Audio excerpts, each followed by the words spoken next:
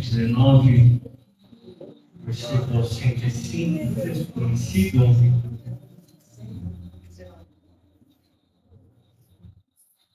Salmo 119, versículo 105. Diz assim o texto: lâmpada para os meus pés é a tua palavra, e luz para os meus caminhos. Mais uma vez, lâmpada para os meus pés é a tua palavra, e luz para os meus caminhos. A gente vai entrar hoje numa série de mensagens, uma série de 5 mensagens, sobre os pilares da Reforma Protestante.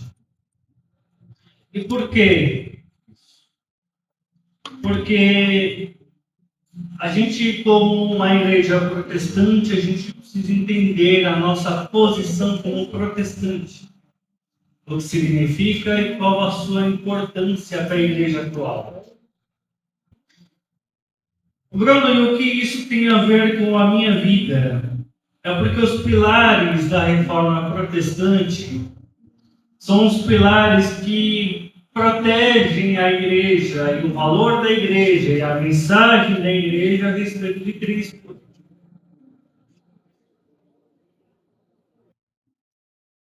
Bruno, e quais são os pilares da Reforma Protestante? São 5 pilares. O que em latim são chamados de sola scriptura, sola fide, sola gratia, solus Christus e soli Deo gloria. E o que significa isso? Hoje a gente vai começar com sola escritura, ou somente a escritura. Só que para a gente entrar nessa mensagem, a gente precisa entender um pouco do contexto histórico. A igreja, como a gente conhece hoje, interdenominacional, isso é, Assembleia, Batista, Metodista, Presbiteriana, etc., ela tem 500 anos de existência. É muito recente quando a gente fala de história. Até então, a gente só tinha uma única igreja, a Igreja Católica Apostólica Romana. E por que se dá a necessidade da reforma? A reforma, a princípio, não foi uma proposta de ruptura, mas de fato, reformar, remodular o modo como estava sendo conduzida a igreja. Porque naquele período, no período que antecede a reforma em 1517, o evangelho já não era propagado como palavra de Deus. A autoridade da palavra não era na escritura, era no magistério. Isso é, nas encíclicas papais, nos ordenamentos papais. As igrejas, elas não tinham acesso à escritura como nós temos hoje. O acesso era restrito apenas às lideranças dessas igrejas. As missas eram em latim, ou seja, quem não entendia em latim ficava sem entender o que acontecia durante as missas. E qual é o problema disso? O problema disso é que se a gente não conhece a Escritura, se a gente não conhece os ensinos, a gente não conhece a fé. Glória a Deus. E sem acesso à fé, sem acesso ao conhecimento da fé, quem está em posse dessas ferramentas faz o que bem entender e mercantiliza a fé. É registro histórico de que algumas igrejas, e não todas, mas era a única denominação vigente, cobrava a salvação. Diziam, e dizem os historiadores, de que Eles vendiam lascas de madeira, dizendo ser pedaços da cruz de Cristo. E quem comprasse esses pedaços de madeira já garantia o seu espaço garantido no céu. E alguns diziam que, ao trazer alguma oferta e jogar no gasofilácio, quando a moeda pinga no fundo do pote, uma alma era retirada do purgatório. Essa era a história. Essa era a única igreja que se tinha no período pós-cristão. E o problema é que não era apenas a igreja como um vetor religioso, era também um vetor político. Porque lembre-se, no ano de 400 da era cristã, Constantino declara que o cristianismo é a religião principal do Império Romano. E desde então, igreja e política, igreja e governo, são a simbiose, os dois em conjunto. Um é plenamente conectado ao outro. De modo que as decisões religiosas eram decisões políticas.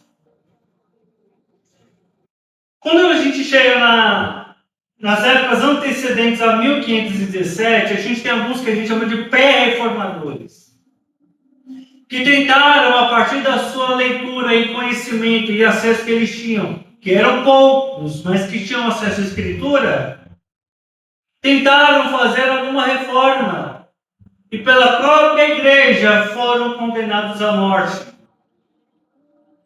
Em 1517, Deus levanta um monge da ordem agostiniana, chamado Martinho Lutero. Ele prega na igreja, na porta da igreja, 95 teses da reforma. De que a partir da sua leitura, ele entendia que o modelo litúrgico e governamental da igreja estava equivocado. E o texto que pavimentou a reforma protestante foi o texto de Romanos 1,17, que diz: e o justo viverá pela fé. E é onde a cabeça de Martinho Lutero começa a dar reviravoltas. Porque ele diz: se o justo vive pela fé, porque estão cobrando da gente a fé. Glória a Deus. Quando ele prega as 95 teses, o alvoroço começa. Porque se ele pregou as 95 teses na porta da igreja, quem passava na porta da igreja tinha acesso a esse documento. Tinha acesso a esses textos. E um dos textos, uma das teses que ele proclamava era acesso da Escritura para o povo.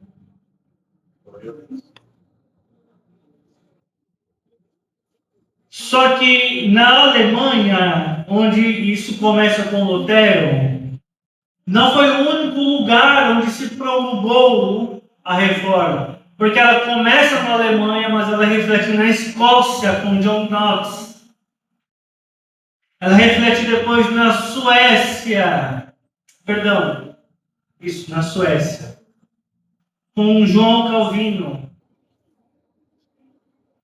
E o primeiro pilar que é levantado na reforma protestante é: precisamos retornar às Escrituras como a autoridade última da igreja. Glória a Deus. A proposta da reforma não é tornar a Bíblia um Deus, mas é fazer com que a Bíblia ela seja a autoridade última da nossa vida. Isso significa que as autoridades que a gente tem eclesiásticas, pastores, presbíteros, diáconos, todos eles são falíveis, eles vão errar, eles vão falhar. mas a única autoridade que não falha é a palavra de Deus. Glória a Deus. Glória a Deus. E por que isso é importante? E alguém vai se perguntar, Bruno, mas isso é um fator histórico, não tem relevância para nós hoje. Eu lhe digo, tem muita importância, porque a gente conhece igrejas que acorrentam os seus membros em ambientes totalmente antibíblicos, com correntes espirituosas, entre muitas aspas, porque eles dizem: se você sair da igreja, você está saindo debaixo da minha autoridade e, portanto, debaixo da autoridade de Deus. E eu lhe pergunto, a nossa autoridade está debaixo de quem? De homens ou de Deus? Porque é o texto que vai dizer que os homens a quem a gente deve se submeter são homens debaixo da autoridade bíblica e divina de Deus. Glória a Deus.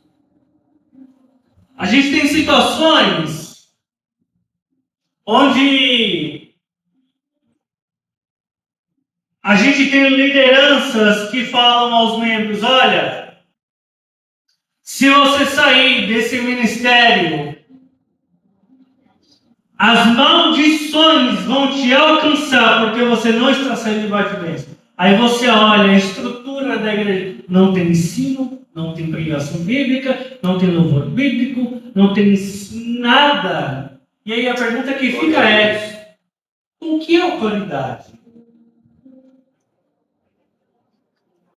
Porque veja, toda autoridade fora dos parâmetros bíblicos que Deus estabelece é feitiçaria. Eu vou falar de novo. Glória a Deus. Bruno, por que na igreja XYZ, que só tem heresia, acontece milagre? Vai acontecer. Mas saiba, toda autoridade sem estar debaixo da submissão bíblica e divina é feitiçaria.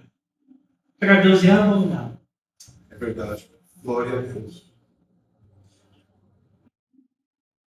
Abre comigo a sua Bíblia. No livro de Isaías, capítulo 40, versículo 8.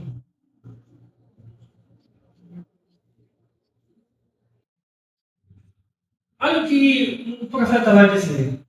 Seca-se a erva e cai a flor. Ou seja, ele está falando, tudo é passageiro. Porém, a palavra de nosso Deus subsiste eternamente. O que era válido para Moisés é válido para nós hoje, porque a palavra ela não muda, ela não envelhece, ela continua válida, eficaz e suficiente.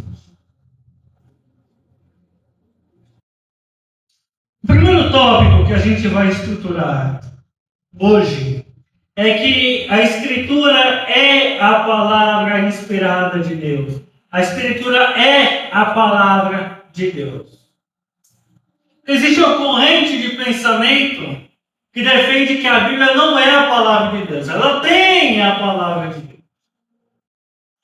E qual é o problema dessa corrente?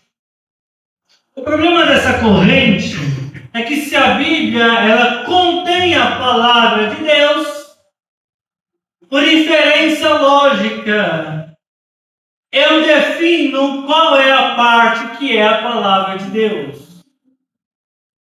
E aí, aquilo que eu não concordo, eu falo, é que não é válido para o nosso tempo. Glória a Deus. Não, mas isso daqui é para a galera lá do Antigo Testamento.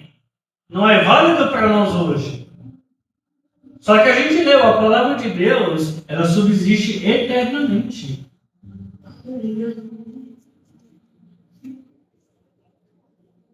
Abre comigo a sua Bíblia, livro de 2 Timóteo, capítulo 3, versículo 14.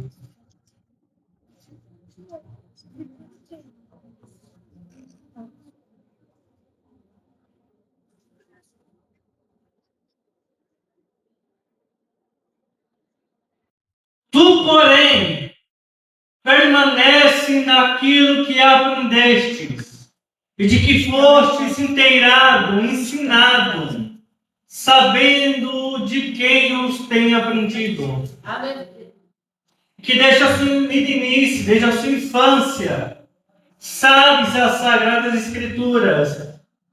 Quando a Bíblia ela fala Escritura, ela fala majoritariamente do Antigo Testamento, porque no Novo Testamento, à medida em que vai se construindo, se compondo os textos bíblicos, os evangelhos, os livros, a gente vai falar disso daqui a pouco, eles vão encaixando dentro dessa autoridade de Escritura. Então, quando Paulo está falando que a Escritura que Timóteo aprendeu na infância, ele não está falando dos textos de Mateus, Marcos, está falando do Antigo Testamento. Então, ele está trazendo para a autoridade do Novo Testamento a relevância e peso do Antigo Testamento. Quem entendeu até aqui? Então, olha o que ele está falando. Que as Escrituras que podem fazer-te sábio para a salvação pela fé que há em Cristo Jesus. Então Paulo está falando, o texto do Antigo Testamento que se aprendeu na infância vão te tornar sábio para a salvação que há através da fé em Cristo Jesus. Porque há quem diga que nós, os gentios, da era pós-cristã, não devemos nos ater ao Antigo Testamento. Mas não é isso que os textos dizem. Vem comigo, 1 Timóteo, capítulo 1.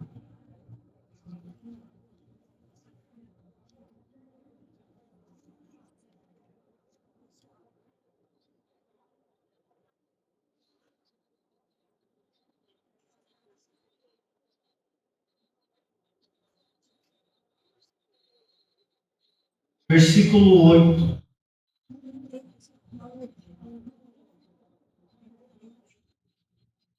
Primeiro Timóteo, capítulo 1, versículo 8.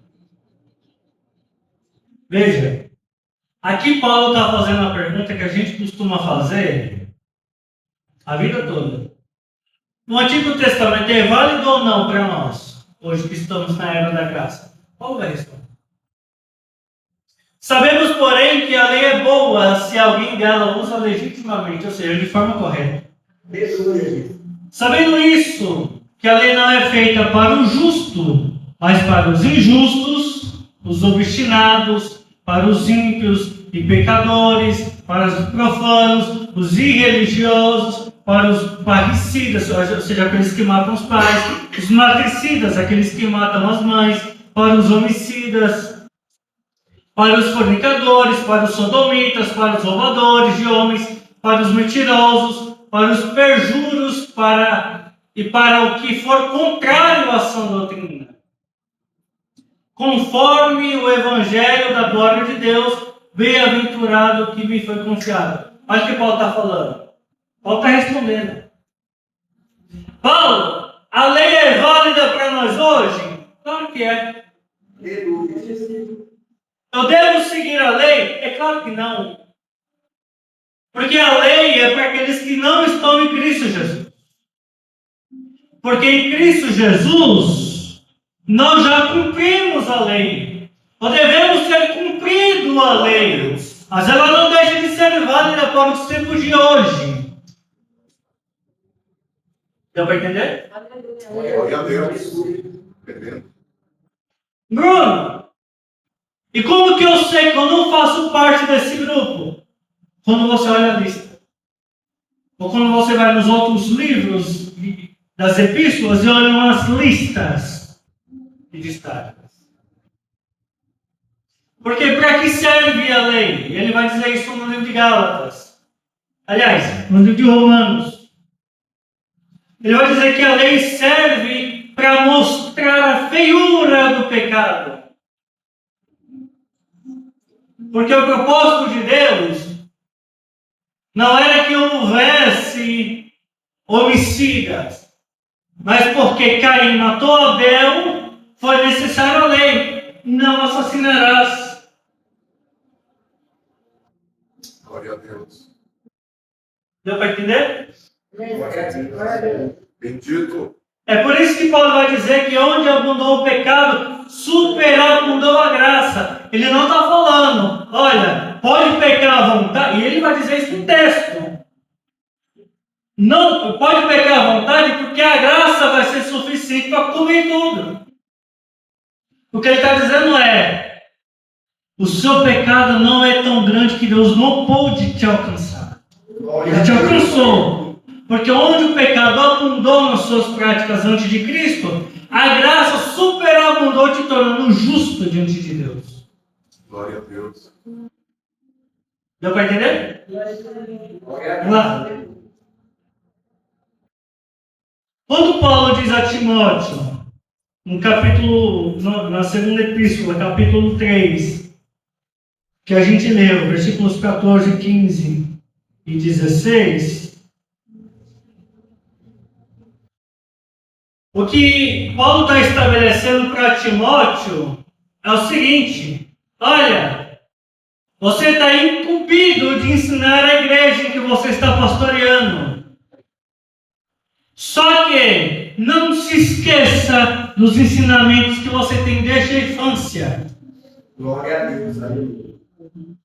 Não é porque você está na época da graça que você deve desprezar o conhecimento bíblico. Glória a Deus. Porque veja, Paulo ele não diz, eu senti e por isso falei. Ele diz, criei, por isso falei. Crer não é apenas o ato de você acreditar no que alguém diz, é acreditar com evidências. Glória a Deus. Glória a Deus.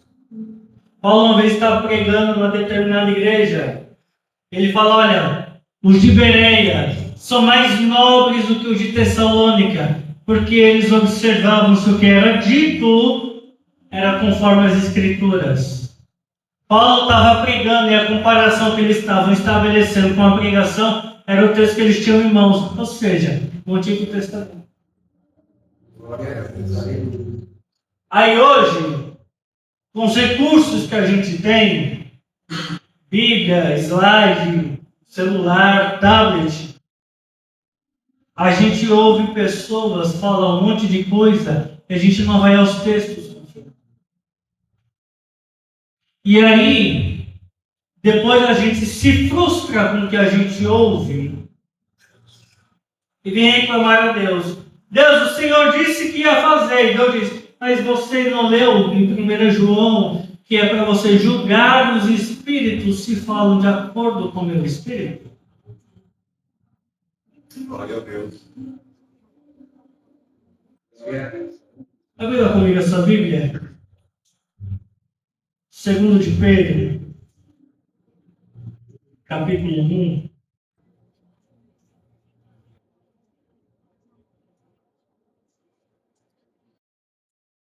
Versículos 20 e 21.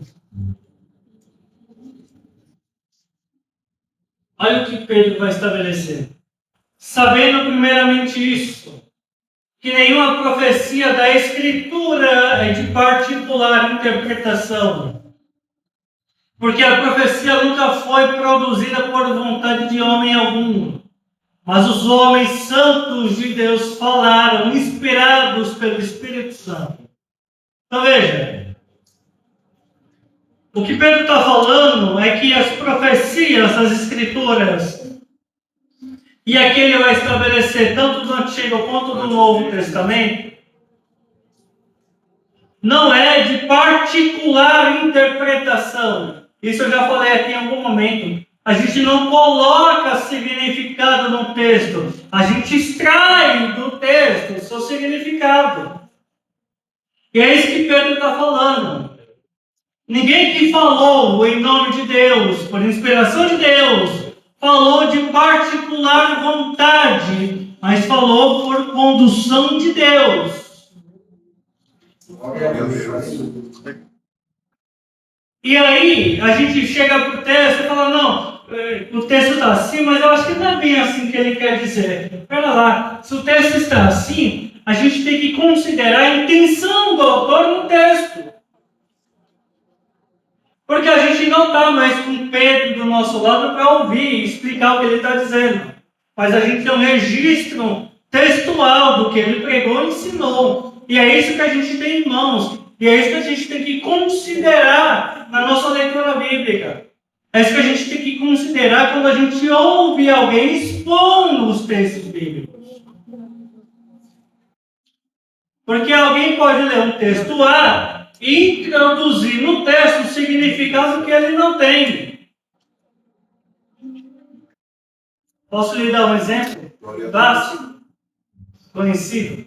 Eu já batido, que eu falo dele direto. Quando alguém fala, onde tiver 2 ou 3, ali eu estou presente. A gente fala isso em que contexto? Só que o texto tem significado? Não. Qual é o objetivo que Jesus falou desse texto? Quando a gente vai excluir alguém da comunidade.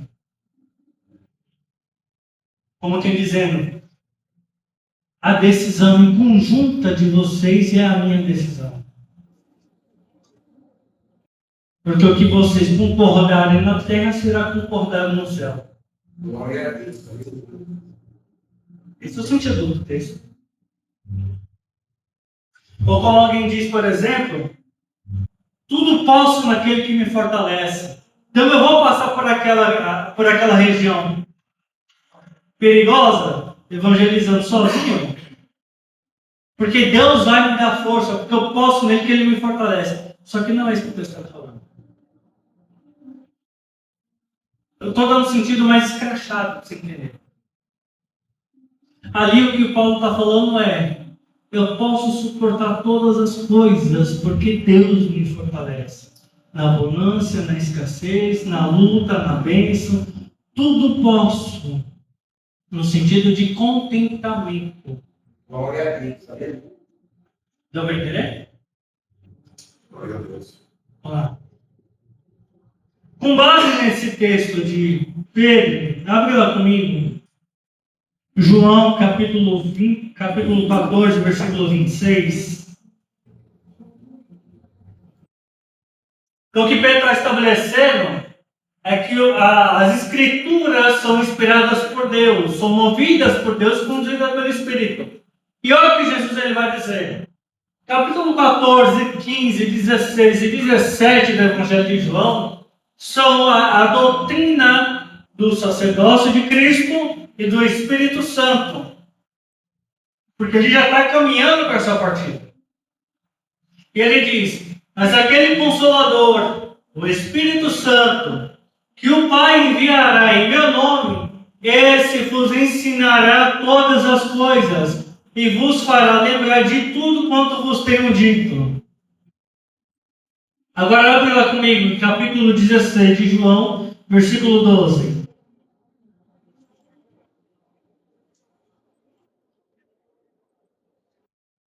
Olha o que Jesus está dizendo. Ainda tenho muito que vos dizer, mas vós não podeis suportar agora. Mas quando vier aquele, o Espírito de verdade, ele vos guiará em toda a verdade, porque não falará de si mesmo, mas dirá tudo o que tiver ouvido e vos anunciará o que há de vir. Olha o que Jesus está falando. Eu tenho muita coisa para ensinar vocês, mas eu não consigo fazer isso agora. Mas o Consolador, quando ele vier, ele não só vai vos lembrar do que eu ensinei, como vai os guiar em novidade de ensino. Glória a Deus. Aleluia. Porque, se você for ler as epístolas, Pedro, Paulo, Tiago, eles não falam a mesma coisa que Jesus falou. Aliás, eles não repetem. A impressão que dá quando você lê é que há um aprofundamento na medida em que você lê as epístolas. E é essa justamente a proposta de Deus, quando Ele vai conduzir tanto os profetas quanto os apóstolos na composição de Escritura. É estabelecer um registro Um registro para que quando a gente passe depressa, a gente consiga ver. Veja, a gente tem um texto no livro de Isaías. Deixa eu ver se eu acho ele aqui.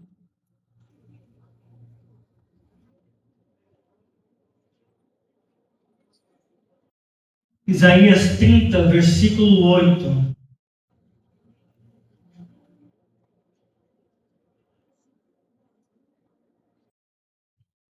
Vai, pois, agora, escreve isso numa tábua perante eles e registra-o no livro, para que fique até o último dia, para sempre e perpetuamente. Isaías ele é um profeta que falava muito. Só que chega um momento que Deus fala, faz o seguinte, tudo que você falou e vai falar, escreve. Deixa registrado. Quando a gente vai ler o livro de Apocalipse, é muito comum que a gente veja o anjo, ou às vezes o próprio Cristo, falando a João, escreve isso, anota isso, para que fique de registro, para que a gente acesse. E o texto vai dizer, tanto em Apocalipse quanto em outros lugares, bem-aventurados que ouvem e leem as palavras que nelas estão escritas. Deu para entender que a autoridade da Escritura ela é plenamente inspirada em Cristo, por Cristo. Porque se a Bíblia, se a gente não crê que ela é inspirada, a gente está perdendo tempo aqui com ela. Ela é inspirada, ela é infalível, ela é inerrante. Ela é poderosa. Porque o que a gente tem de possibilidade de conhecer de Deus, de se aprofundar na relação com Deus, é através da sua Escritura. Deus zela pela sua palavra. Deus zela pela sua palavra. Deus não está preocupado com o que eu sinto. Deus está preocupado com o que eu conheço. Glória a Deus. Imagina que às vezes a gente serve a um Deus que a gente não tem ideia de quem Ele é. Que a gente não tem acesso ou disposição para ler os textos. E aí a gente vem ao culto na expectativa de que alguém com o enunciado profético fale conosco. Esse que te digo, levanta a mão, receba.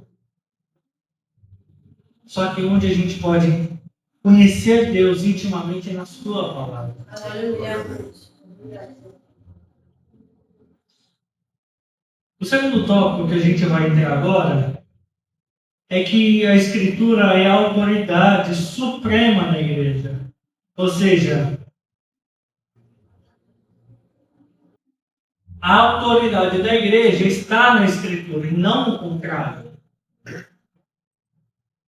Significa que os modos e meios de condução devem ser baseados na Escritura.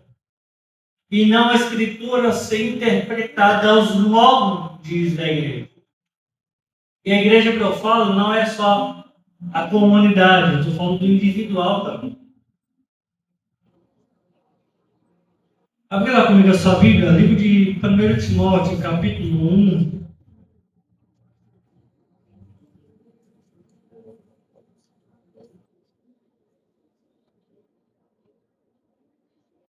Versículo 3.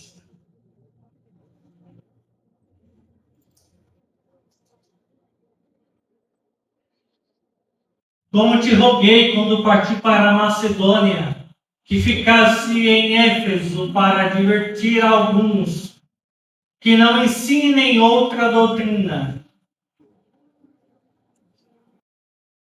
nem se deem as fábulas ou as genealogias intermináveis, que mais produzem questionamentos do que edificação de Deus.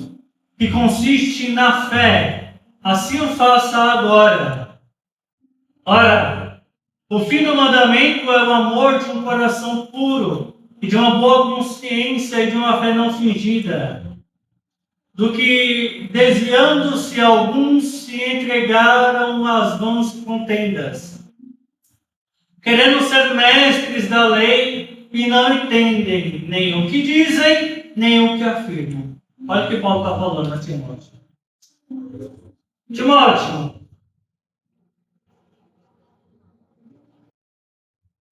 faz o seguinte, já que você está em Éfeso,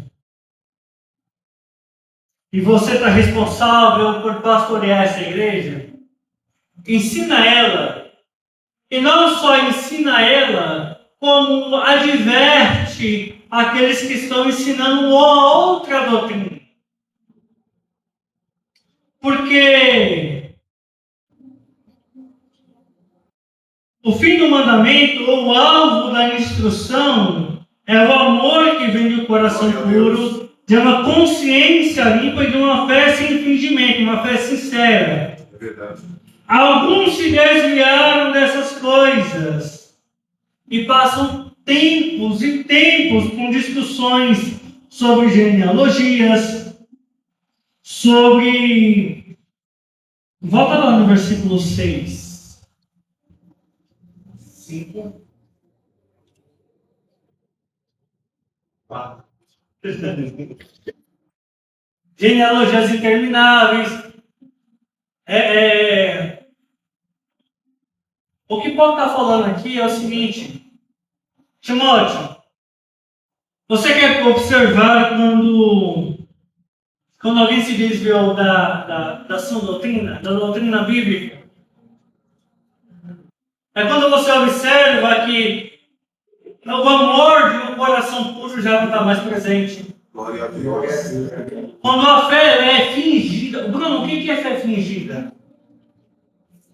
É uma fé que só funciona nos louvores. Você sai da igreja, a pessoa não tem a capacidade de te dar um abraço fraternal que ela te dá na igreja. É uma pessoa que da porta para fora, ela é irreconhecível. É uma fé fingida. Quer enganar quem? Os irmãos? Pra quê? A Deus? Porra. Glória a Deus. É terrível. E aí você vai observar as conversas. E eu conheço muita gente assim. As conversas é sobre uma discussão que não edifica em nada a igreja. Glória a Deus. Em nada. Irmão, tem gente que gasta dias discutindo uma vírgula de uma interpretação que não muda em nada a vida da igreja. Mas ela é capaz de detonar o ministério que ele faz parte por conta dessa uma vírgula.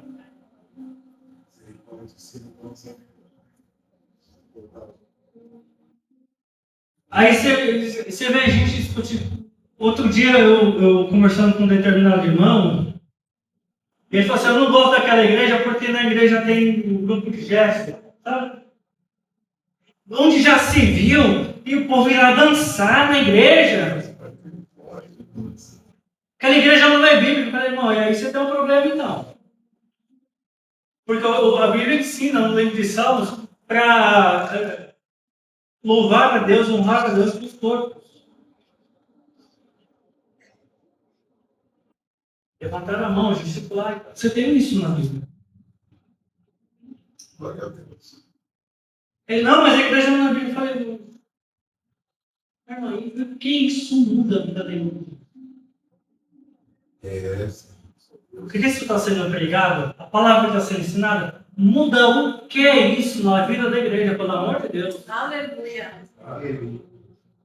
Tem gente que faz um escarcéu por conta de uma música que é cantada na igreja. Irmão, é só não cantar. Aleluia. Não muda em nada a vida da igreja. Sim. Glória a Deus. E aí é uma discussão que nunca tem fim, a pessoa não sai de si descarranhada. Não, porque eu sou o tipo de pessoa que eu sou a pior pessoa que quer dar conselho. Quando a pessoa vem com um problema, eu pergunto, tá, mas e a solução? O problema eu já entendi, mas qual que vai ser a solução? Não, Bruno, porque lá na igreja o pastor não tem uma boa palavra, ele não tem instrução. Eu falei, você tem? Tem. Eu falei, então ensina. Glória a Deus. Ele não, porque o povo não vai alcançar. Eu falei, irmão, aí o problema é com você. Porque se você tem o conhecimento, não consegue passar, o problema está com você. Glória a Deus, bendito. É por isso que eu arrumo muitas inimizades. É só Jesus. Mas você percebe que é simples? Porque outro dia teve um irmão que falou assim, Bruno, a igreja em que eu estou, ela tem XYZ de problemas. Não concordo, não sei o que e tal. Só que está lá há muito tempo, não muda. Eu falei, tá, qual que é o estatuto? Ah, não tem. Eu falei, uma maravilhosa oportunidade. Senta para a liderança e monta o estatuto. A pessoa, não, mas aí é muito trabalho. Eu falei, aí você para de reclamar então. Glória a Deus. Porque se é para você causar discussão e discórdia de graça, irmão, fique quieto. Ou mude de igreja. Tem irmão que eu conheço que falou assim, não, Bruno, porque a igreja que eu gosto de ir lá, mas tem uns movimentos e tal, os irmãos levantam da glória, profecia, não sei o quê. Isso me incomoda. Eu falei, vou ir para outra igreja. Vai para que não tem. Glória a Deus. Aleluia. Porque entre a gente ficar causando discórdia de graça, corrompendo os irmãos que estão na igreja, é mais fácil a gente sair. Glória a Deus, bendito. Deu para entender o que Paulo está falando para Timóteo? Verdade. Glória a Deus. Vamos lá, livro de Gálatas, capítulo 1. Versículos 11 e 12. Mas faço-vos saber, irmãos, que o evangelho que por mim foi anunciado não é segundo os homens, porque não recebi nem aprendi de homem algum, mas pela revelação de Jesus Cristo. Olha o que Paulo está falando. O evangelho que eu estou anunciando para vocês não é a partir de filosofias. Eu não sentei com Pedro, Tiago, João e aprendi a vida de Jesus. O evangelho que eu vos anuncio, Cristo se revelou a mim e me anunciou. Glória a Deus. E Paulo está falando que o ensinamento que ele traz é a escritura e a inspiração divina. Glória a Deus. Bruno, esse é o único lugar em que Paulo fala isso? Não. No texto principal da nossa liturgia como cristão, que é a ceia do Senhor, Paulo fala a mesma coisa. Porque ele começa o texto dizendo, o que eu recebi do Senhor eu também vos ensinei. Aleluia. A pergunta é, onde Paulo aprendeu? Nos 14 anos que ele passou isolado na Arábia, a revelação desceu a Paulo por meio de Jesus Cristo. Tanto é que você lê o texto de 1 Coríntios 11 acerca da ceia, você tem a clara sensação de que Paulo estava presente no momento da ceia, da última ceia. Só que Paulo não estava presente. Como é que ele sabe dos detalhes? Por revelação. Então, o que Paulo está alegando aqui é que o texto que ele escreve, a carta que ele escreve, o ensino que ele escreve, é escritura inspirada por Deus. Porque ele não filosofou, ele só retratou o que Cristo passou para ele. Deu para entender? Glória a Deus. Vamos lá, 1 Coríntios capítulo 14, versículo 37.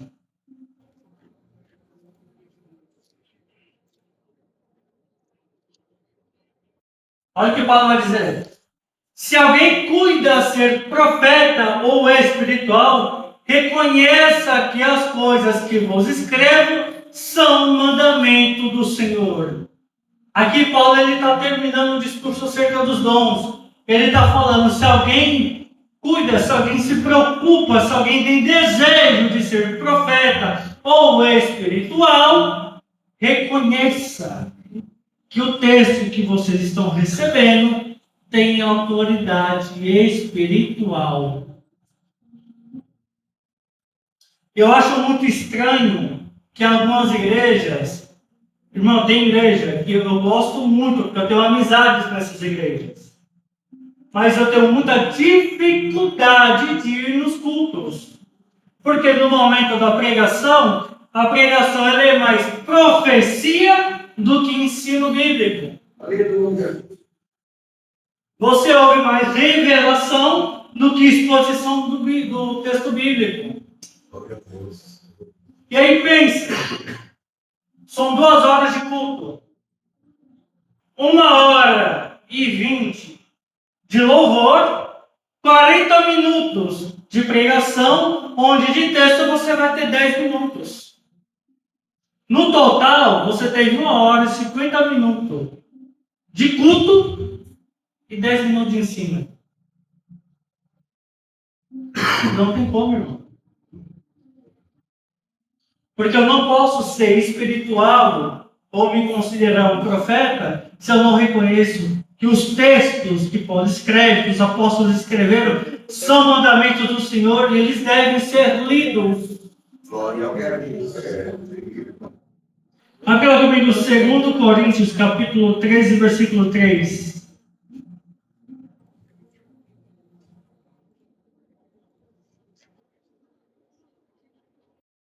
Visto que buscais uma prova de Cristo que fala em mim, o qual não é fraco para convosco, antes é poderoso entre vós. Olha o que Paulo está falando. Vocês estão procurando a prova dos meus escritos, mas Cristo fala por mim. Por isso é autoridade. E quando eu digo autoridade, eu digo que deve ser, a Bíblia ela deve ser um instrumento de consulta máxima na nossa fé cristã. Glória a Deus. Bendito. Abra comigo. Livro de 2 Pedro, capítulo 3, versículo 16. Eu já estou encaminhando para o terceiro e último tópico. Falando disso, como em todas as outras... Aqui ele está falando das epístolas de Paulo. Se ele volta no versículo anterior, ele vai falar de Paulo. Entre as quais há pontos difíceis de entender, que os indoutos, inconstantes, torcem ou distorcem igualmente as outras escrituras para a própria perdição. Paulo está colocando os escritos de... Aliás, Pedro está colocando os escritos de Paulo e pede igualdade e autoridade com as outras escrituras. Esse segundo tópico é para a gente entender que tanto o Antigo como o Novo Testamento são autoridades e elas conduzem a vida da igreja. Amém? Vamos lá, 1 Timóteo, capítulo 5, versículo 17 e 18.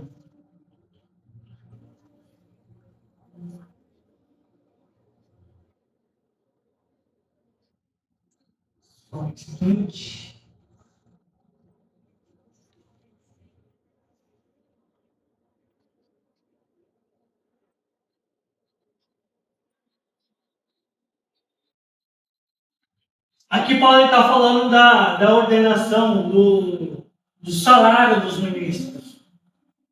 Os presbíteros que governam bem sejam estimados por dignos em duplicada honra, principalmente os que trabalham na palavra e na doutrina. Porque diz a Escritura, 2 pontos, e aqui a gente se atenta. Ele não vai definir o que é a Escritura, ou que é o quase escritura. Ele vai definir o que é escritura. Não ligarás a boca ao boi que debulha. Aí ele está fazendo a referência a Deuteronômio 25:4, se não me falha a memória. 24, coisa assim.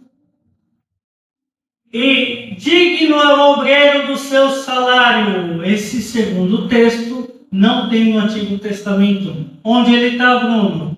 Lucas capítulo 10, versículo 7 e Mateus capítulo 10, versículo 10. Para Paulo, o texto de Lucas e o texto de Mateus tem a mesma autoridade que o texto de Moisés. Glória a Deus.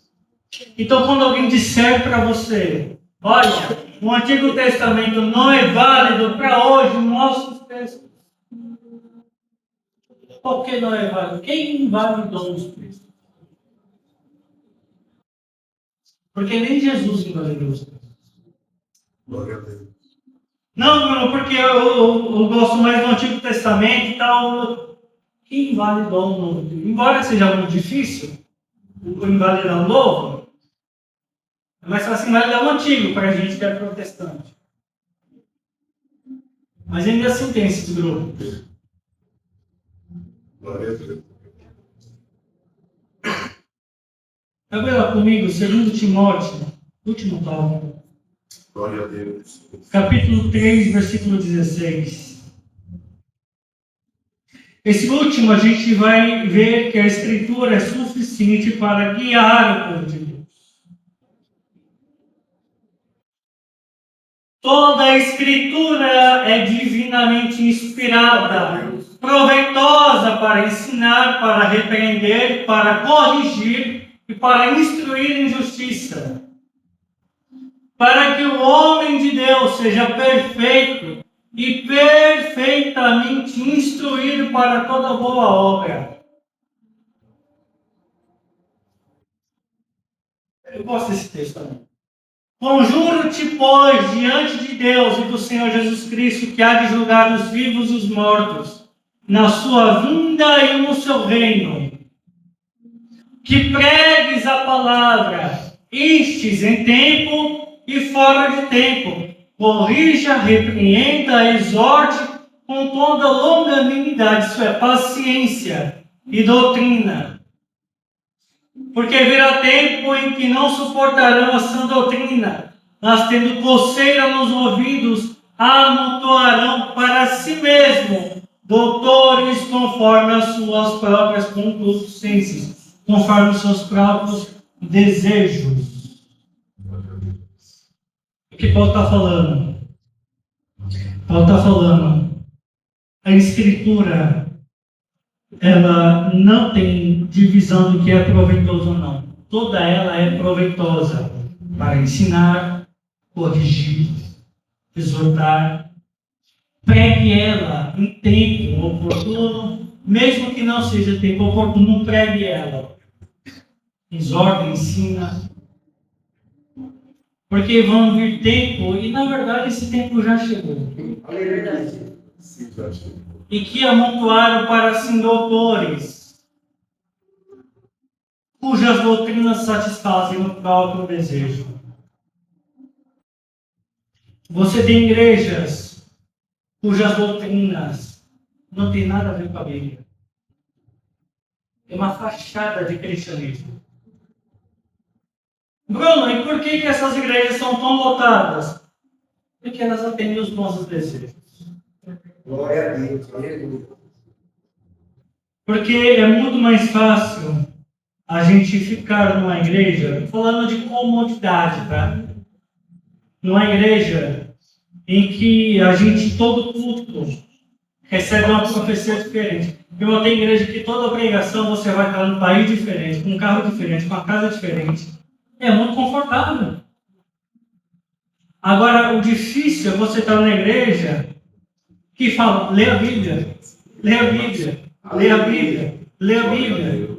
Ora, lê a Bíblia, ora, lê a Bíblia, ora, lê. É difícil, irmão. Aleluia. Glória a Deus. Eu brincava aqui quando a gente tinha aula de sábado. Bom, o que eu recebi de profecia não era nem para estar no Brasil hoje. Tanto que eu ia ser rico e viajar, hoje eu só continuo CLT pagando imposto. Eu não sei onde está essa profecia que não me alcançou ainda.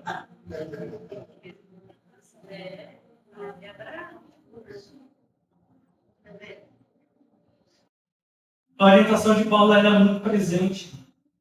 Pregue a Bíblia, a Escritura. Glória a Deus. Abra lá comigo, 2 Timóteo, ainda, capítulo 2, versículo 2.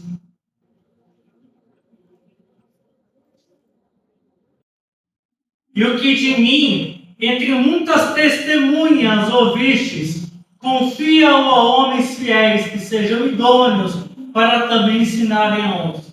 Olha o que Paulo está falando.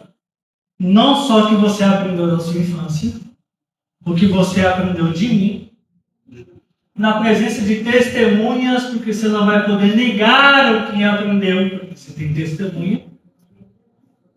Ensina-o a homens idôneos para que eles ensinem a outros.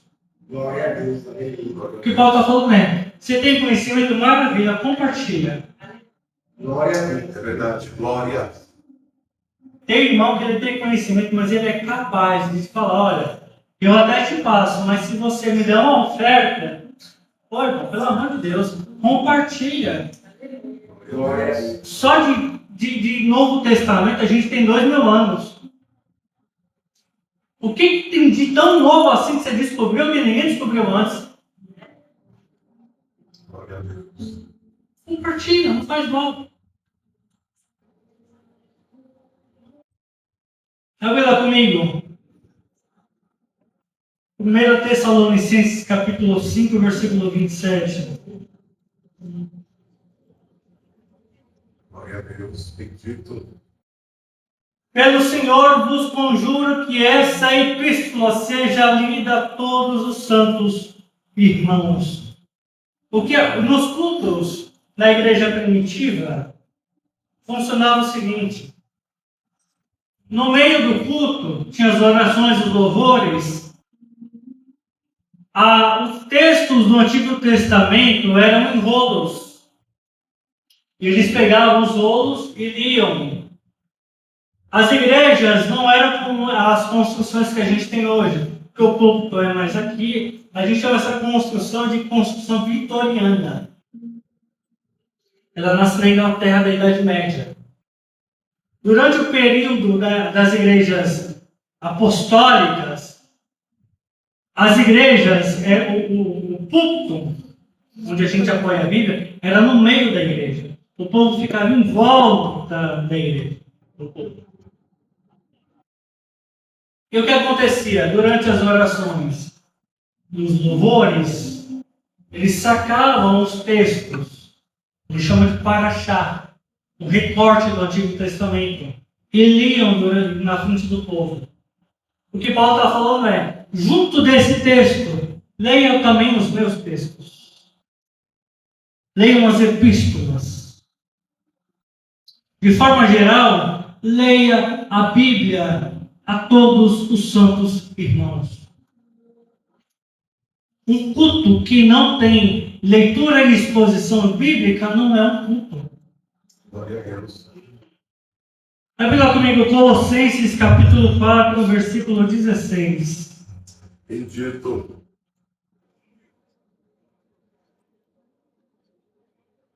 Aqui Paulo vai fazer o mesmo pedido.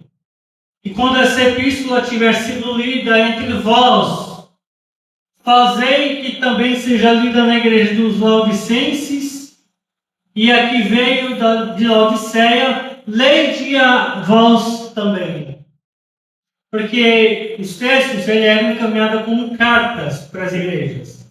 E Paulo está falando, quando você terminar de ler aqui, entrega para outra igreja para ela ler também, para ter acesso ao ensino. Glória a Deus. Glória a Deus. Pega o ensino de lá e traz para cá também, porque também é escritura. Você percebe que a doutrina do solo escritura não é uma doutrina que ela exclui a autoridade eclesiástica. Ela só coloca a Bíblia na onde ela deve estar como autoridade máxima. Não só da condução da igreja, da condução dos cultos, mas também da condução da nossa vida? Quem entendeu? Amém. A nossa proposta nesses próximos sermões é estabelecer essas doutrinas históricas na vida da igreja protestante. E aí, depois, a gente vai trazendo outras séries e outras temáticas que a gente aprofunda questões teológicas. Eu comentei que eu iria trazer, mas por hora a gente precisa estabelecer outras coisas. Amém? Amém. Deu para entender até aqui? Glória a Deus. Quem vai ler a Bíblia com carinho a partir de hoje? Meu Deus. Glória a Deus. Cadê o povo? Foi embora antes da comissão apostólica? Misericórdia. Glória a Deus. Uma hora de exposição da autoridade bíblica, você não quer ler? Glória a Deus. Toma em pé. Feche os olhos. Então, Senhor, Senhor, me me dê dê força força para ler para ler a sua palavra. a sua palavra. Senhor, Senhor, me me dê dê a orientação a orientação do seu Espírito do seu Espírito para me entender para me entender a sua palavra, a sua palavra, porque ela é luz porque ela é luz para os meus para caminhos os meus caminhos e lâmpada e para os lâmpada meus pés. para os meus Eu te pés. peço Eu te peço que o Senhor que o Senhor me guie me guie pela sua palavra, que é a autoridade que é a autoridade e regra da nossa fé da nossa fé e prática. prática. Amém. Amém.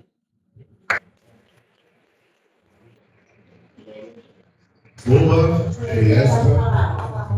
Glória a Deus. Deus continue abençoando o nosso povo. Só temos a agradecer ao Senhor. Como que a gente se alimenta, né? Eu me sinto alimentado. Né? Que Deus possa continuar operando, trabalhando em nossas vidas, conforme a sua palavra. Domingo às 18h30, culto da família. Amém?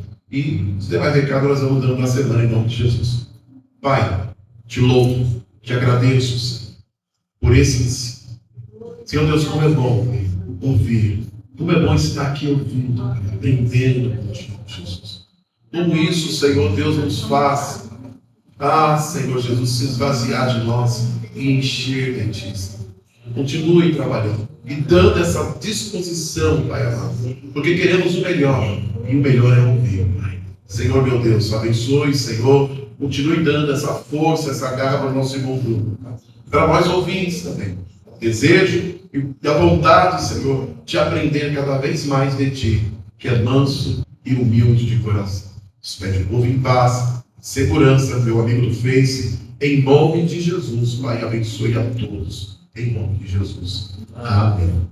Que o grande amor de Deus, a graça de nosso Senhor, Salvador Jesus Cristo, a comunhão, a doce consolação do seu Espírito Santo, que não esteja somente hoje, mas que permaneça para todos sempre. Todos, quando acreditam assim, uma só voz, digam Amém. Se Deus é por nós, Quem será contra e nós? agindo Deus, Quem impedirá? ninguém.